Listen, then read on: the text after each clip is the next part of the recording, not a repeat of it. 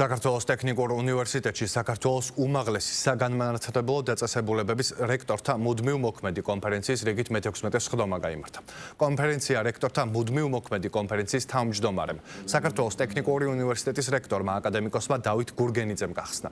მან რექტორთა მუდმივ მოქმედი კონფერენციის საქმიანობა მიმოიხილა, ხოლო ევროპის უნივერსიტეტთა ასოციაციის პრეზიდენტმა ჯოზეფ გარელმა ევროპის უნივერსიტეტთა ასოციაციის ძირითადი ფუნქციების და საქმიანობის შესახებ ისაუბრა.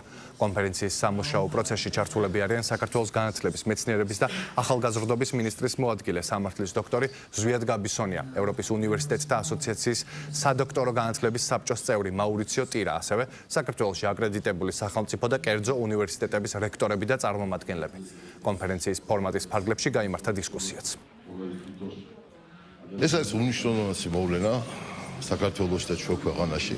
რამე თუ ჩვენ დიდი ხანია მიერთებული ვართ ბოლონიის პროცესს და ევროპის უნივერსიტეტების გაერთიანების ასოციაციის წევრები, როგორც კონფერენცია, ასევე ვართ სხვადასხვა უნივერსიტეტები. ჩვენ ამ საკითხებზე ვიმსჯელოთ და ყველაფერი შეუძლებელი იქნება რომ არა საქართველოს მთავრობის ასეთი მხარდაჭერა და თანადგომა საქართველოს უმაღლესი საგანმანათლებლო ორგანიზაციებისა და უნივერსიტეტებისათვის. მოგეხსენებათ რომ საქართველოს გახლავთ ევროკავშირის და ევროსაბჭოს ხარისხის მიმართულებით რამდენიმე კონვენციის წევრი, შესაბამისად ჩვენთვის ძალიან მნიშვნელოვანია რომ ამ მიმართულებით უნივერსიტეტებმა განაგრძონ სვლა ევროპული სტანდარტებისკენ. განათლების, მეცნიერებისა და ახალგაზრდობის საქმეთა სამინისტრო მიესალმება ამ კოლაბორაციას და ძალიან გვინდა რომ ეს მიმართულებები კიდევ უფრო გავაღრმავოთ.